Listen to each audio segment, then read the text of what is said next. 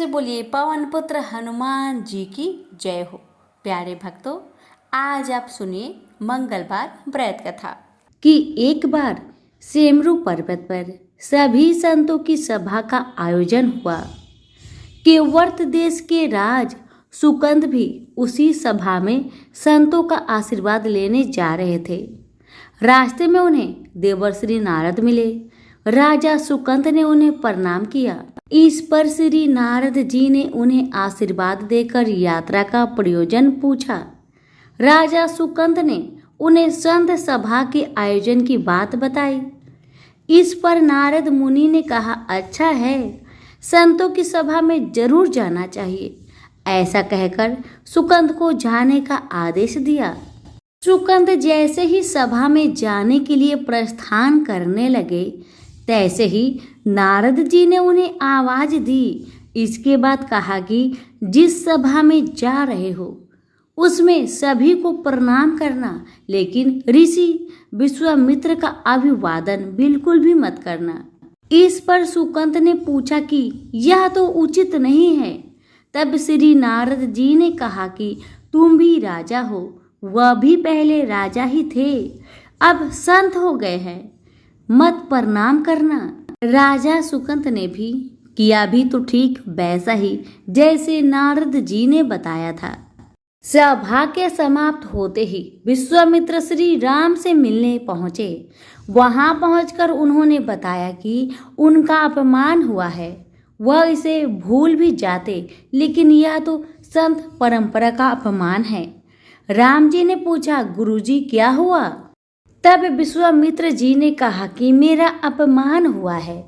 राम जी ने पूछा, किसने किया आपका अपमान? तब विश्वामित्र जी ने पूछा कि जानकर करोगे भी क्या आप? इस पर श्री राम जी ने कहा कि गुरुजी, आपके चरणों की सौगंध लेकर प्रतिज्ञा करता हूँ, जो सिर आपके चरणों में नहीं झुका है उसे काट दिया जाएगा।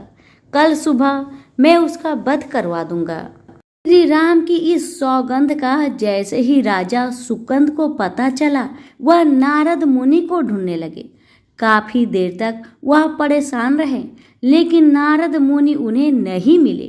वह व्याकुल होकर जब रोने लगे, तब नारद जी प्रकट हुए। सुकंद ने हाथ जोड़कर उन्हें सारी कथा सुनाई, साथ ही प्राण दान की विनती की। इस पर नारद जी ने उन्हें माता अंजनी की शरण में जाने की सलाह दी और ये भी कहा कि अगर उन्होंने तुम्हें बचाने का वचन दे दिया तो तुम जरूर बच जाओगे, लेकिन यह भी कहा कि वह किसी को यह नहीं बताएंगे कि नारद जी ने उन्हें यह सलाह दी है। राजा सुकंद के रोने की आवाज सुनकर माता अंजनी बाहर पहुंची। तब उन्होंने कहा कि माता, मुझे बचा ले, अन्यथा विश्वामित्र जी मुझे मार डालेंगे। इस पर माता अंजनी ने सुकंद को उसके प्राण बचाने का वचन दिया। उन्होंने कहा कि तुम शरण में हो, तुम्हें कोई नहीं मार सकता।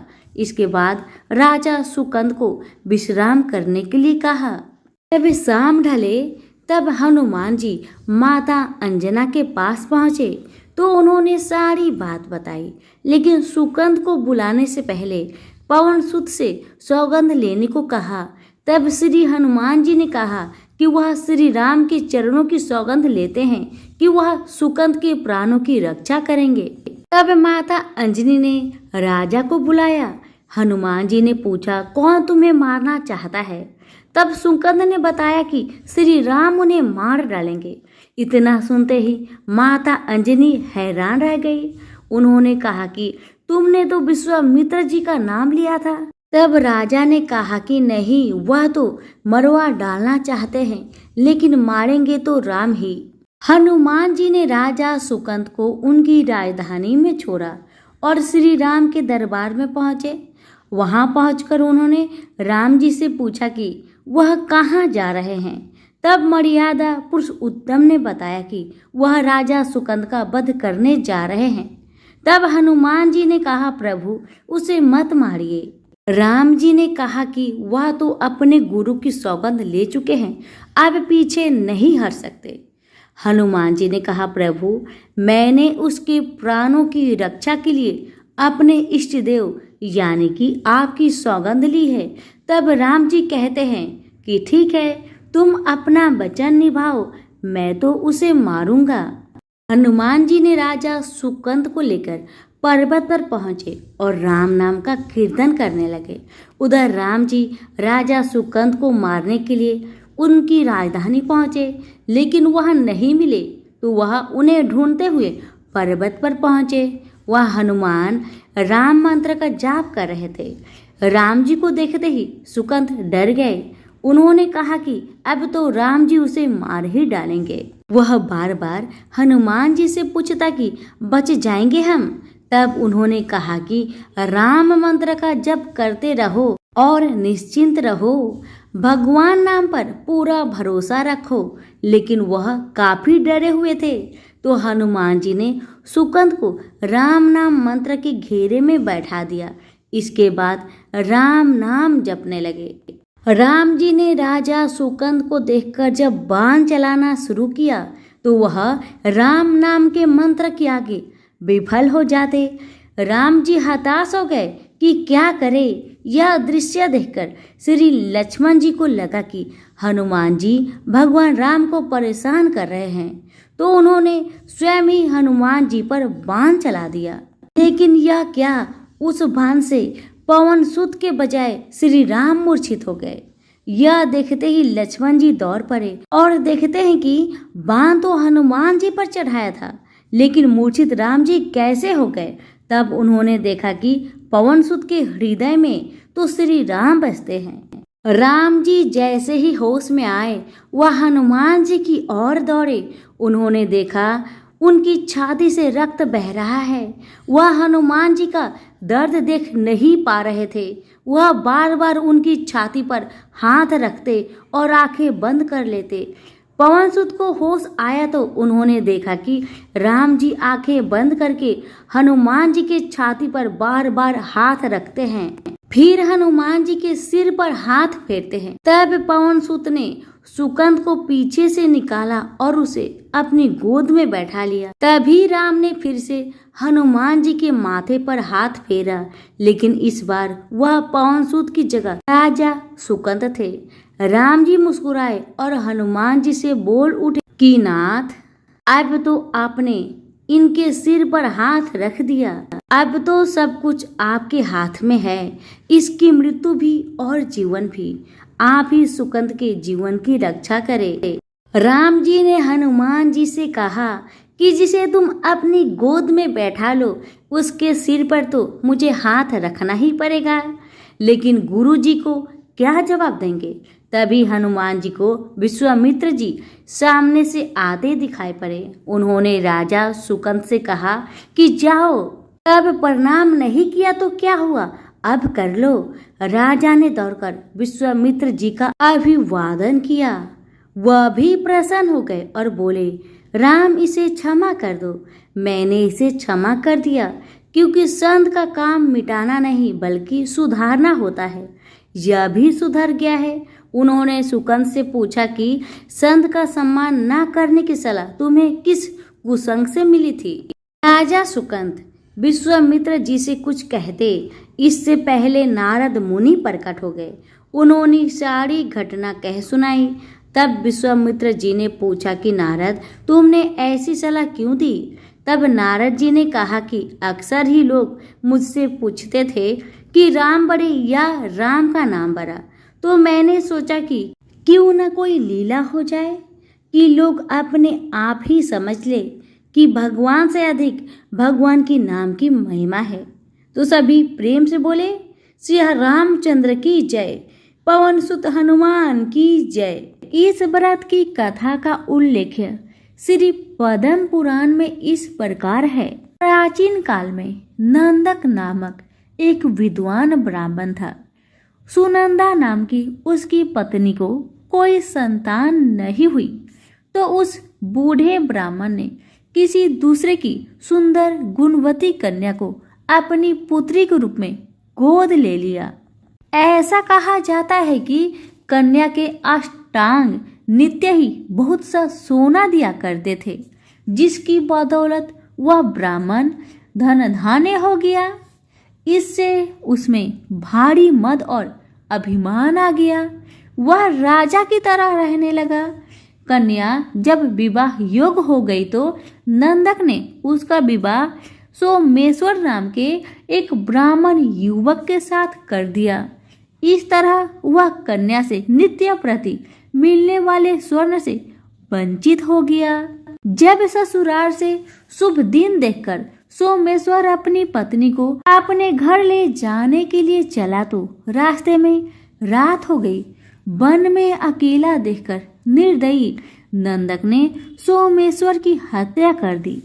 पति को मरा देख ब्राह्मण पुत्री बहुत दुखी हुई। उसने पति के साथ मरने का निश्चय कर लिया।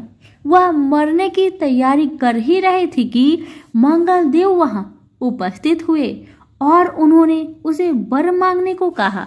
ब्राह्मण पुत्री ने कहा, हे देव, यदि आप मुझ पर प्रसन्न है तो मेरे पति को जीवित कर दे। यह सुन मंगल देव ने उसके पति को परम विद्वान बनाकर जीवित कर दिया और भी वर मांगने को कहा तो ब्राह्मण पुत्री ने कहा, हे ग्रहों के स्वामी, जो लाल चंदन द्वारा लाल फूलों से मंगलवार के दिन प्रातःकाल के समय आपका पूजन कर स्मरण करे, उन्हें बंधन, रोग और व्याधि कभी भी पैदा ना हो। उन्हें व उनके परिजनों को सर्प, अग्नि और बैरियों से भय ना हो। उनका कभी स्वजनों से वियोग ना हो तथा आप अपने भक्तों के लिए सुख देने वाले हो, यही वर मुझे दीजिए। मंगल देव बोले, जो मेरा भक्त जितेंद्रिय होकर एक बार भोजन करके 4 दीपक युक्त मंडल पर अर्धों के साथ वेदों और पुराणों के मंगल मंत्रों सहित 21 मंगलवार का व्रत करे, साथ में लाल रंग का युवा बैल सोने सहित यथाशक्ति दान करे और ब्राह्मणों को भोजन कराए तो उसे कभी मंगल की ग्रह पीड़ा नहीं होगी। उसे भूत, प्रेत, बेताल और शाकिनी कभी नहीं मार सकेंगे। उनकी दरिद्रता नष्ट होगी और उनके परिवार में यश और कीर्ति की वृद्धि होगी। उनका वंश बढ़ेगा। यह कहकर मंगल देव अंतर ध्यान हो गए। तभी से मंगलवार व्रत की परिपाटी चालू हुई। सभी प्रेम से बोले, पवन पुत्र हनुमान की जय। एक दूसरी कथा के अनुसार एक वृद्धा प्रति मंगलवार को व्रत रखती थी। उसका एक पुत्र भी था जिनका नाम मंगलिया था। मंगल को बुढ़िया न तो गोबर लिपती थी न मिट्टी खोदती थी। एक दिन उसकी परीक्षा लेने मंगलदेव ब्राह्मण के रूप में वहां आए और वृद्धा से बोले, मुझे भूख लगी है, भोजन में मैं स्वयं बना लूंगा, तुम सिर्फ जमीन को गोबर से लिप दो। इस पर बुढ़िया ने कहा, आज मंगलवार है, मैं इस दिन जमीन नहीं लिपती, हाँ पानी छिड़क कर चौका लगा देती हूँ, आप उसी जगह रसोई बनाए। ब्राह्मण ने कहा, मैं तो गोबर से लिपे चौके में ही भोजन पकाता हूँ। बुढ़िया ने जमीन लिपने के सिवा कुछ भी करने की हामी भर ली तो ब्राह्मण ने वृद्धा से कहा, अपने लड़के को बुलाकर औधा लिटा दो, उसी की पीठ पर मैं भोजन पकाऊंगा। काफी सोचने पर वृद्धा ने पुत्र को बुलाकर औधा लिटा दिया तथा उस ब्राह्मण की आज्ञा से अंगीठी जला दी। ब्राह्मण ने अंगीठी में आग जला भोजन बनाने के बाद वृद्धा से बोला, अपने पुत्र को बुला, वह भी प्रसाद ले लेगा। बुढ़िया ने दुखी मन से कहा, ब्राह्मण देवता क्यों हंसी कर रहे हो, उसी पर आग जलाकर तो आपने भोजन बनाया, वह तो मर चुका होगा। ब्राह्मण ने बुढ़िया को समझाया तथा बुलाने का आग्रह किया। आवाज लगाते ही पुत्र दौड़ता आया। ब्राह्मण बोला, माई तेरा व्रत सफल हुआ, दया के साथ तुम्हारे हृदय में निष्ठा व विश्वास भी है, अतः तेरा सदा कल्याण ही होगा। सभी प्रेम से बोले, पवन पुत्र हनुमान की जय, मंगल देव की जय। यह कथा है हनुमान जी की माँ से ऐसी कौन सी भूल हो गई जिस कारण वह अप्सरा से बन गई बनरी। आइए सुनते हैं। एक बार देवराज इंद्र की सभा स्वर्ग में लगी हुई थी। इसमें दुर्वासा ऋषि भी भाग ले रहे थे। जिस समय सभा में विचार विमर्श चल रहा था, उसी समय सभा के मध्य ही पूजिक स्थली नामक इंद्रलोक की अप्सरा बार बार इधर से उधर आ जा रही थी। सभा के मध्य पूजिक स्थली का यह आचरण ऋषि दुर्वासा को अच्छा न लगा। दुर्वासा ऋषि अपने क्रोध के लिए प्रसिद्ध है। उन्होंने पूजिक स्थली को कई बार टोक कर ऐसे करने से मना किया, लेकिन वह अनसुना कर वैसा ही करती रही। तो दुर्वासा ऋषि ने कहा, तुझे देव सभा की मर्यादा का ज्ञान नहीं। तू कैसी देव अप्सरा है जो बनरियों की तरह बार बार आ जाकर सभा में विघ्न डाल रही है। जा, अपनी इस आदत के कारण तू बनरी हो जा। दुर्वासा ऋषि का श्राप सुनकर पूजिक स्थली सन्न रह गई। अपने आचरण का यह परिणाम वह सोच भी नहीं सकती थी, पर अब क्या हो सकता था। भूल हो चुकी थी, उसके कारण वह श्रापग्रस्त भी हो गई। उसने हाथ जोड़कर अनुनय विनय कर कहा, ऋषिवर, अपनी मूर्खता के कारण यह भूल में अनजाने में करती रही और आपकी वर्जना पर भी ध्यान न दिया। सभा में व्यवधान डालने का मेरा कोई उद्देश्य न था। कृपया बताइए, अब आपके इस श्राप से मेरा उद्धार कैसे होगा। अप्सरा की विनती सुनकर ऋषि दुर्वासा पसीजे बोले, अपनी इस चंचलता के कारण अगले जन्म में तू वानर जाति की राजा बिरज की कन्या के रूप में जन्म लेगी। तू देव सभा की अप्सरा है, अतः तेरे गर्भ से एक महान बलशाली, यशस्वी तथा प्रभु भक्त बालक का जन्म होगा। पूजिक अप्सरा को संतोष हुआ। पूर्ण जन्म में वानर राज बिरज की कन्या के रूप में उसका जन्म हुआ। उसका नाम अंजना रखा गया। विवाह योग होने पर इसका विवाह वानर राज केसरी से हुआ। अंजना केसरी के साथ सुखपूर्वक प्रभास तीर्थ में रहने लगे। इस क्षेत्र में बहुत शांति थी तथा बहुत से ऋषि आश्रम बनाकर यज्ञ आदि करते थे। एक बार ऐसा हुआ कि वन में विचरने वाला शंखवल नामक जंगली हाथी परमत्त हो उठा तथा वन में उत्पात मचाने लगा। उसने कई आश्रमों को रौंद डाला, यज्ञ वेदियों नष्ट कर दी। उसके भय से लगते हुए अनेक तपस्वी बालक आहत हो गए। कई आश्रम उजड़ गए। कई ऋषि भय के कारण आश्रम छोड़ चले गए। केसरी को जब शंखवल नामक हाथी के इस उत्पात का पता लगा तो वह आश्रम तथा आश्रम वासियों की रक्षा के लिए तत्काल वहां आए और शंखवल को बड़ी कुशलता से घेरकर उसके दोनों दांतों को पकड़कर उखाड़ दिया। पीड़ा से चिघाड़ता हुआ वह हाथी वहीं धराशायी हो गया और मर गया।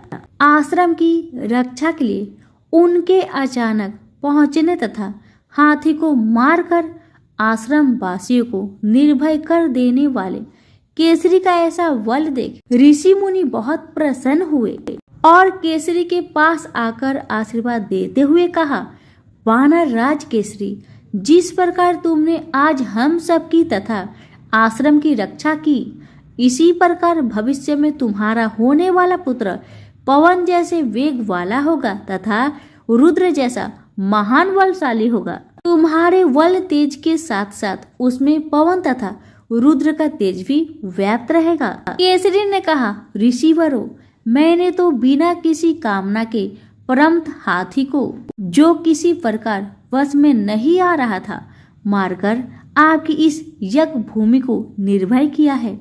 आपका दिया यह स्वतः आशीर्वाद मुझे शिरोधार्य है। केसरी ऋषियों को प्रणाम कर चले गए। समय आने पर अंजना के गर्भ से एक बालक का जन्म हुआ। उसमें अपने वाले काल से ही ऋषियों द्वारा दिए आशीर्वाद का तेज झलकने लगा। आश्रमों में वह पवन वेग की तरह जहां तहां पहुंच जाता। आश्रमों में विघ्न डालने वाले वन्य जीवों तथा दुष्ट व्यक्तियों को अपने अपार बल से खदेड़ देता। अपने इस पराक्रम से वह मदमत हो जाता तथा अपने साथियों के साथ वह आश्रमों में कीड़ा करने लगता। उसको खेलने से कोई रोकता तो वह उसको भी तंग करने लगता। बालक तो था ही, उसके बाल कौतुक से जब ऋषियों को असुविधा होने लगी तथा उनके पूजा पाठ और यज्ञ में व्यवधान आने लगी तो उन्होंने उसके स्वभाव में शांति के लिए आशीर्वाद जैसा श्राप दिया कि तुम अपने बल को हमेशा भूले रहोगे। जब कोई तुम्हें आवश्यक होने पर तुम्हारी बल का याद दिलाएगा तब फिर तुम्हें अपार बल जागृत हो जाएगा। इससे वह बालक शांत स्वभाव का हो गया। केसरी नंदन यह बालक आगे चलकर हनुमान नाम से प्रसिद्ध हुआ। सीता जी की खोज के लिए जब कोई समुद्र पार करने का साहस नहीं कर रहा था और हनुमान जी चुप बैठे थे तो जामवंत ने हनुमान जी को उनकी बल की याद दिलाई थी। तब उन्होंने समुद्र पार कर सीता की खोज की। प्रेम से बोले पवन पुत्र हनुमान की जय। यह कथा है जब हनुमान जी ने सत्यभामा, गरुड़ और सुदर्शन चक्र का घमंड चूर किया था। एक बार सुदर्शन चक्र को स्वयं की शक्ति पर अभिमान हो गया था और भगवान श्री कृष्ण ने उनके अभिमान को दूर करने के लिए श्री हनुमान की सहायता ली थी। सुदर्शन चक्र को यह अभिमान हो गया था कि उसने इंद्र के वज्र को निष्क्रिय किया था। वह लोकालोक के अंधकार को दूर कर सकता है। भगवान श्री कृष्ण अंततः उसकी ही सहायता लेते हैं। भगवान अपने भक्तों का सदा कल्याण करते हैं, इसलिए उन्होंने हनुमान जी का स्मरण किया। तत्काल हनुमान जी द्वारिका आ गए। जान गए कि श्री कृष्ण ने क्यों बुलाया है। श्री कृष्ण और श्री राम दोनों एक ही है, वह यह भी जानते थे, इसलिए सीधे राज दरबार नहीं गए, कुछ कौतुक करने के लिए उद्यान में चले गए। वृक्षों को उखाड़ फेंका, कुछ को तोड़ डाला तथा वाटिका को वीरान बना दिया। फल तोड़ना और फेंक देना हनुमान जी का मकसद नहीं था, वह तो श्री कृष्ण के संकेत से कौतुक कर रहे थे। बात श्री कृष्ण तक पहुंची। किसी बानर ने राजोद्यान को उखाड़ दिया है। श्री कृष्ण ने सेनाध्यक्ष को बुलाया, कहा आप सेना के साथ जाए तथा उस बानर को पकड़कर लाए। श्री कृष्ण मन ही मन मुस्कुरा रहे थे। सेनाध्यक्ष ने सेना सहित तत्काल वाटिका पहुंचे तथा उन्होंने हनुमान जी को ललकार कर कहा, बाग क्यों उजाड़ रहे हो, फल क्यों तोड़ रहे हो, चलो तुम्हें श्री कृष्ण बुला रहे हैं। हनुमान जी ने सेनाध्यक्ष से कहा, मैं किसी कृष्ण को नहीं जानता, मैं तो श्री राम का सेवक हूँ, जाओ कह दो मैं नहीं आऊंगा। सेनाध्यक्ष क्रोधित होकर बोले, तुम नहीं चलोगे तो मैं तुम्हें पकड़ कर ले जाऊंगा। हनुमान जी ने सेनाध्यक्ष को पूंछ में दबोचकर दूर राजमहल की तरफ फेंक दिया। सेनाध्यक्ष ने दरबार में पहुंचकर भगवान को बताया, वह कोई साधारण वानर नहीं है, मैं उसे पकड़कर नहीं ला सकता। श्री कृष्ण ने हनुमान जी को कहलवा भेजा कि आपको श्री राम बुला रहे हैं तथा सुदर्शन चक्र को आदेश दिया, हे सुदर्शन जी, द्वार पर रहना, कोई बिना आज्ञा अंदर न आने पाए तथा अगर कोई बिना आज्ञा के अंदर आने का प्रयास करे तो आप उनका वध कर दे। श्री कृष्ण समझते थे कि श्री राम का संदेश सुनकर तो हनुमान जी एक पल भी रुक नहीं सकते। दरबार के द्वार पर सुदर्शन ने उन्हें रोककर कहा, बिना आज्ञा अंदर जाने की मनाही है। जब श्री राम बुला रहे हो तो हनुमान जी विलंब सहन नहीं कर सकते। हनुमान जी ने सुदर्शन को पकड़ा और इलायची की भांति दाढ़ में दबाकर मुख में रख लिया। भगवान राम के स्वरूप में श्री कृष्ण जी सिंहासन पर बैठ गए। सिंहासन पर बैठे श्री राम को देखकर हनुमान जी श्री कृष्ण के चरणों में नतमस्तक हो गए। श्री कृष्ण ने हनुमान जी को गले लगा लिया। श्री कृष्ण ने हनुमान जी से पूछा, हनुमान तुम अंदर कैसे आ गए? किसी ने रोका नहीं। हनुमान जी ने उत्तर दिया, रोका था भगवान सूरदर्शन ने। मैंने सोचा आपके दर्शन में विलंब होगा, इसलिए उनसे उलझा नहीं, उसे मैंने अपने मुंह में दबा लिया। यह कहकर हनुमान जी ने मुंह से सुदर्शन चक्र को निकालकर प्रभु के चरणों में डाल दिया। सुदर्शन चक्र का घमंड चूर हो चुका था। श्री कृष्ण यही चाहते थे। श्री कृष्ण ने हनुमान जी को हृदय से लगा लिया। हृदय से हृदय की बात हुई और श्री कृष्ण ने हनुमान जी को विदा कर दिया। परमात्मा अपने भक्तों में, अपने निकट इष्टों में अभिमान रहने नहीं देते। अगर श्री कृष्ण ने हनुमान जी की सहायता से सुदर्शन चक्र का घमंड दूर न करते तो सुदर्शन जी परमात्मा के निकट रह नहीं सकते थे। परमात्मा के निकट रह ही वही सकता है जो मैं से रहित होकर न मैं जान लेता है, अर्थात नमा को जान जाता है। नमा का अर्थ है कि मैं कुछ नहीं हूँ, वरन परमेश्वर ही सर्वत्र है तथा उन्हीं परमेश्वर को बारंबार नमन करते हूँ। अतः भक्ति मार्ग का पहला कदम है अहम और अभिमान रहित जीवन।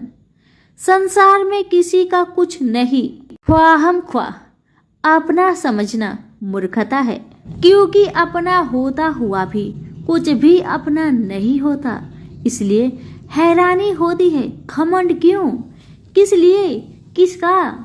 कुछ रुपए दान करने वाला यदि यह कहे कि उसने ऐसा किया है तो उससे बड़ा मूर्ख और कोई नहीं।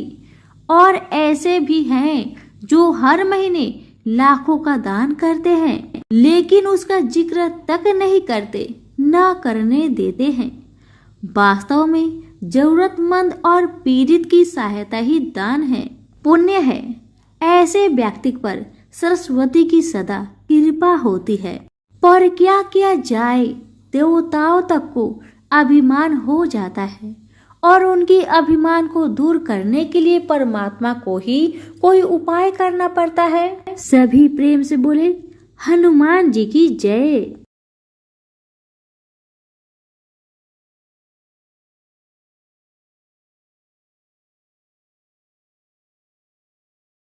श्री कृष्ण ने अपनी पत्नी सत्यभामा को स्वर्ग से परिजात लाकर दिया था।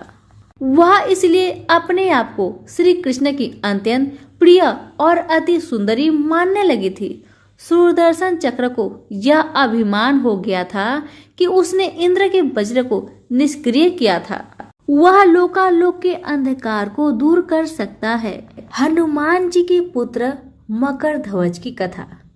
पवन पुत्र हनुमान बाल ब्रह्मचारी थे, लेकिन मकर ध्वज को उनका पुत्र कहा जाता है। यह कथा उसी मकर ध्वज की है। वाल्मीकि रामायण के अनुसार लंका जलाते समय आग की तपिश के कारण हनुमान जी को बहुत पसीना आ रहा था।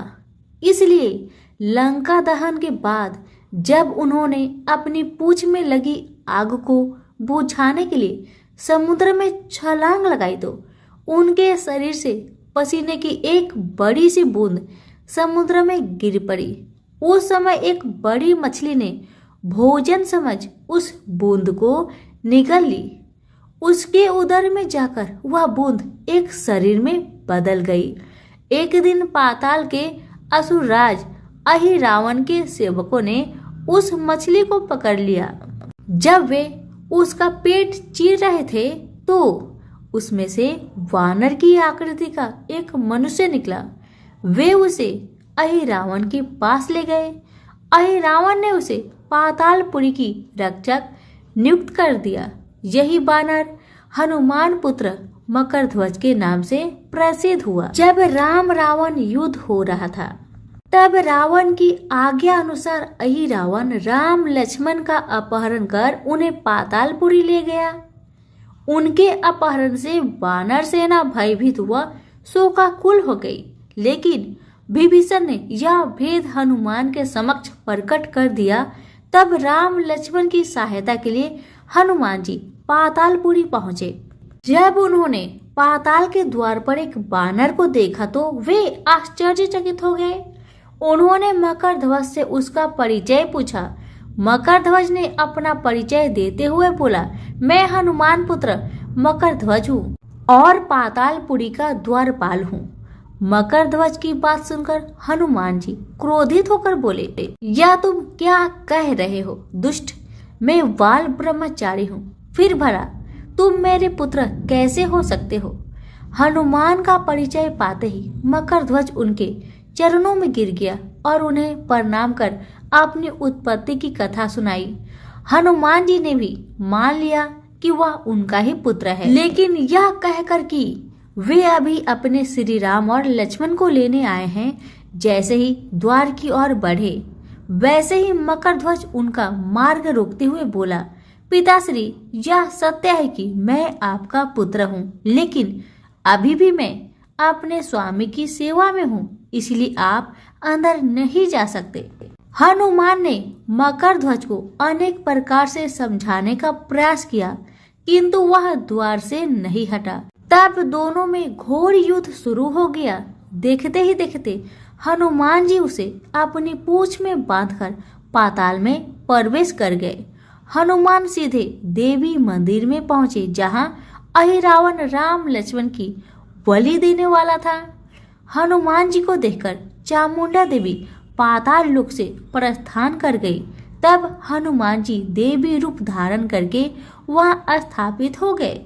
कुछ देर बाद अहिरावण वहां आया और पूजा अर्चना करके जैसे ही उसने राम लक्ष्मण की बलि देने के लिए तलवार उठाई, वैसे ही भयंकर गर्जन करते हुए हनुमान जी प्रकट हो गए और उसी तलवार से अहिरावण का वध कर दिया। उन्होंने राम लक्ष्मण को बंधन मुक्त किया। तब श्री राम ने पूछा, हनुमान, तुम्हारी पूंछ में यह कौन बंधा है? बिल्कुल तुम्हारे समान ही लग रहा है, इसे खोल दो। हनुमान ने मकरध्वज का परिचय देकर उसे बंधन मुक्त कर दिया। मकरध्वज ने श्री राम के समक्ष सिर झुका लिया। तब श्री राम ने मकरध्वज का राज्य अभिषेक कर उसे पाताल का राजा घोषित कर दिया और कहा कि भविष्य में वह अपने पिता के समान दूसरों की सेवा करे। यह सुनकर मकरध्वज ने तीनों को प्रणाम किया। तीनों उसे आशीर्वाद देकर वहां से प्रस्थान कर गए। इस प्रकार मकरध्वज हनुमान पुत्र कहलाए। सभी प्रेम से बोले, पवन पुत्र हनुमान की जय।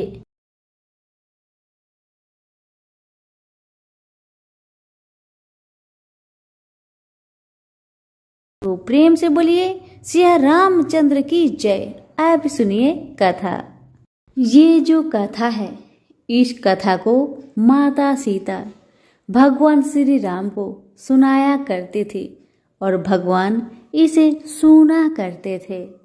इसी तरह से दिन बीतने लगा। एक दिन भगवान श्री रामचंद्र जी को बाहर किसी काम के लिए जाना पड़ रहा था।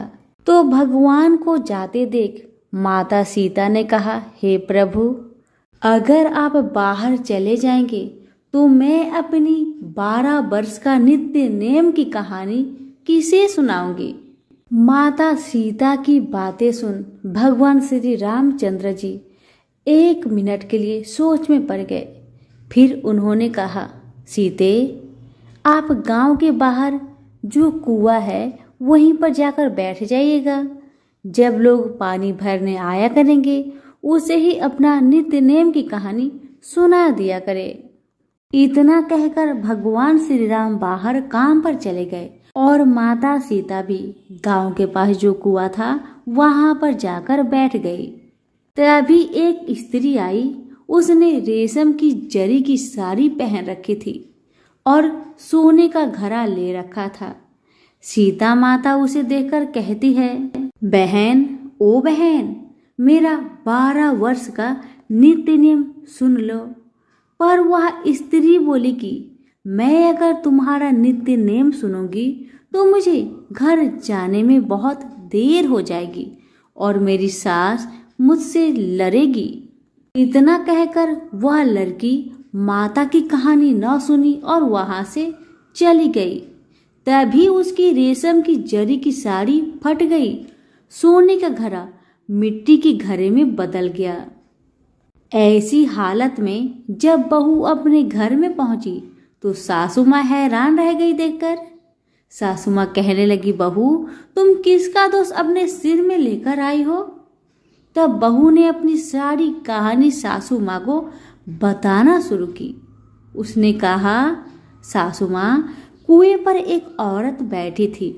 उसने मुझसे कहा कि कहानी सुन, लेकिन मैंने कहानी नहीं सुनी और जिसका परिणाम मुझे यह मिला है। सासू माँ ने अपने बहू से कहा, बहू ठीक है, कोई बात नहीं, तुम ये साड़ी और घड़ा कल मुझे देना, मैं जाऊंगी पानी भरने। बस अगले दिन वही साड़ी और वही घड़ा लेकर सासू माँ कुएं की पहाड़ पर गई जहां सीता जी बैठी थी। सास को वही माता बैठी मिली तो माता सीता ने कहा, बहन मेरी नित्य नेम की कहानी सुन लीजिए। तब सासू माँ बोली, हाँ बहन क्यों नहीं, मैं तो आपकी कहानी एक बार नहीं 5 बार सुन लूंगी। अब माता सीता ने अपनी कहानी शुरू किया। सासू माँ हाथ जोड़ के बैठ गई। राम आए लक्ष्मण आए, देश के पुजारी आए, नित्य नेम का नेम लाए, आओ राम बैठो राम। तभी रसोई जियो राम, माखन मिश्री खाओ राम, दूध बतासा पियो राम, सूत के पल का मोठो राम, साल दुसाला पोठो राम, साल दुसाला ओढ़ो राम, जब बोलू जब राम ही राम, राम सवारे सबके काम, खाली घर भंडार भरेंगे, सबका बेड़ा पार करेंगे। श्री राम जय जय राम। सीता माता की कहानी समाप्त हुआ तो सासू माँ बोली, बहन आपकी कहानी तो मुझे बहुत अच्छी लगी। कहानी सुनकर सास घर चली गई। उसकी साड़ी फिर से रेशम की जरी बन गई। मिट्टी का घड़ा फिर सोने के घड़े में बदल गया। जब सासू माँ घर पहुंची तो बहू कहने लगी, सासू माँ आपने ये सब कैसे किया? तब सासू माँ ने कहा, बहू तू तो दोष लगा कर आई थी और मैं दोष को उतार कर आ रही हूँ। बहू ने फिर पूछा कि वह कुएं वाले स्त्री कौन थी सासू माँ? तब सासू माँ बोली, वे तो सीता माता थी। और तुम नहीं जानती बहू, सीता माता पुराने से नया कर देती है, खाली घर में अन्न धन का भंडार भर देती है, वह लक्ष्मी की वास घर में कर देती है, आदमी की जो भी इच्छा हो उसे पूरा कर देती है। सासू माँ के बातें सुन बहू बोली कि ऐसी कहानी मुझे भी सुना दो सासू माँ। सासू माँ बोली, ठीक है बहू तुम भी सुनो।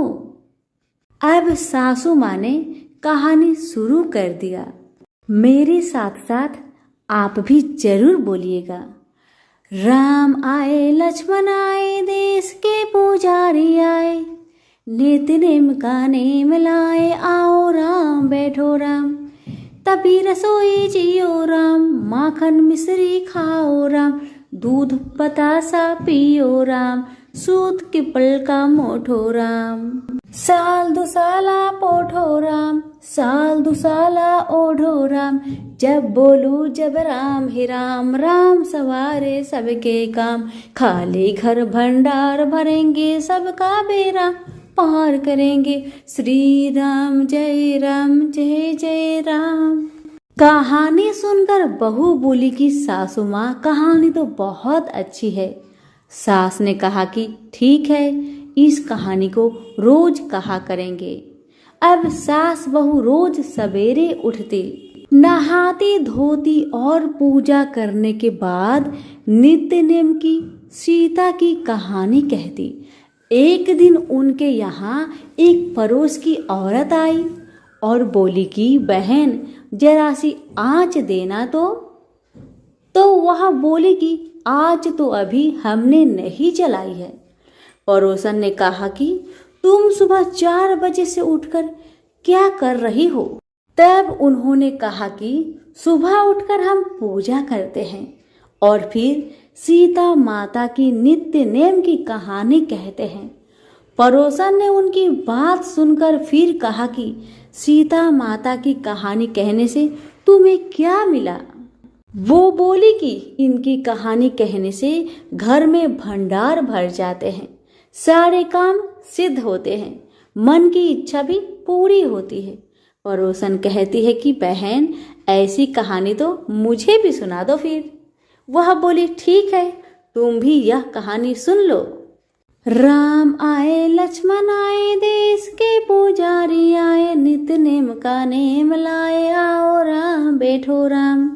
जब सारी कहानी सुनानी खत्म हुई तो पड़ोसन कहने लगी बहन कहानी तो मुझे बहुत अच्छा लगा, सुनकर मेरा मन प्रसन्न हो उठा। अब वह पड़ोसन भी नित्य नेम सीता माता की कहानी कहने लगी। कहानी कहने से सीता माता ने पड़ोसन के घर में भी भंडार भर दिए। अब तो पूरे मोहल्ले में नित्य नेम की कथा सभी करने लगे और माता सीता की कृपा से सभी की मनोकामना पूरी होने लगी। हे सीता माता, जैसे आपने उनके भंडार भरे वैसे ही आप हमारे भी भंडार भरना, कहानी सुनने वाले के भी और कहने वालों के भी, हुक्कारे भरने वालों के भी, सभी पर अपनी कृपा बनाए रखिए। तो प्रेम से बोलिए सिया रामचंद्र की जय। कथा अगर अच्छी लगे तो अभी लाइक करके दूसरों को शेयर करें और हमारे चैनल के साथ जुड़े रहे। आप सभी का बहुत बहुत धन्यवाद।